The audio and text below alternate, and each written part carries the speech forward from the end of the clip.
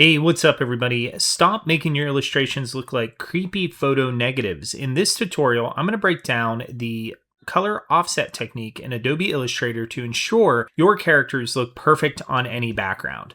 So I get this a lot with a lot of my students, and oftentimes when they're trying to place a character on a similarly colored background, they'll usually go ahead and select their character, and we're going to just hold Alt on our keyboard to duplicate this character, and we're going to place it right on top. Now, when we do this, you can see that the reds match the background.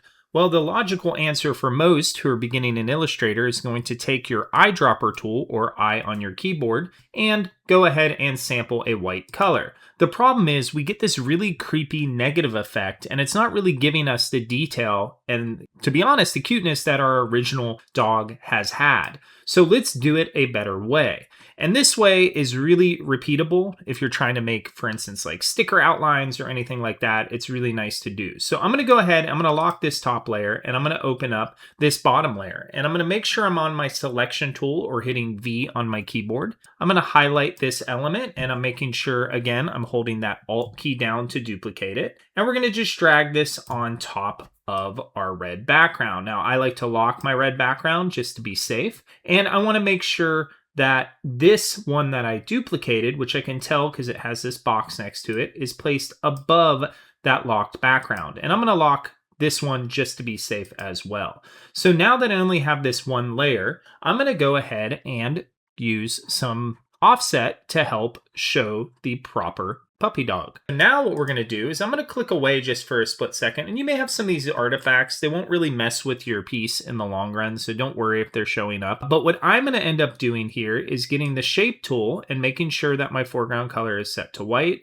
And then I want to just draw a white box around or on top of this element. Now there's going to be a reason for this. And remember, I've locked that red background. So now I'm going to select both of those shapes so you can kind of see how it looks like here. And I'm going to go to the modify, and we're going to go to the shape builder tool. Now, what I want you to do is just hover over this outside outline here, and I'm going to hold my Alt key once again. And look, when I do that, the plus and minus actually change. So I'm going to hold Alt, left click, and that's going to remove the background. Now there's one more step, and this step I suggest hitting the Z key and zooming in a little bit. You're going to go ahead and just delete part of this element. So when I have this all selected, I'm going to get my white selection arrow or my direct selection arrow. I'm going to click away, and I just want to kind of click back on this element, and I just want to make sure that I'm selecting only that path. So you see how I select only this path and not all of these pieces in between? That's a really important step. So I'm going to select just that white path,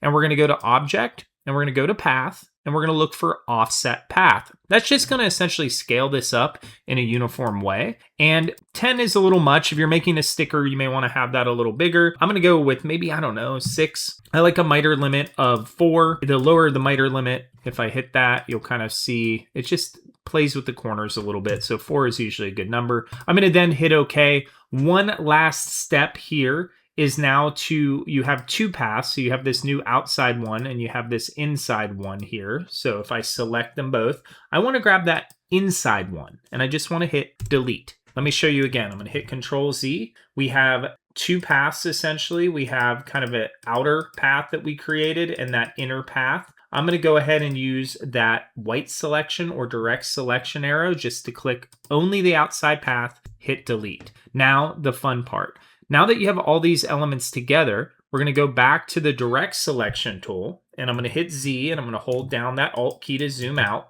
and go back to my V key or my select tool. I'm going to grab both those elements, and I'm going to go to Window, Pathfinder. Now, Pathfinder allows us to almost use a cookie cutter-like effect on a lot of our shapes. Now that we have this beautiful offset, we're going to go ahead and look for this one, or minus back. And it's going to remove all of the elements behind it. And when we do, check that out. We have a beautiful outline, almost like a sticker-like effect with a beautiful offset for our dog.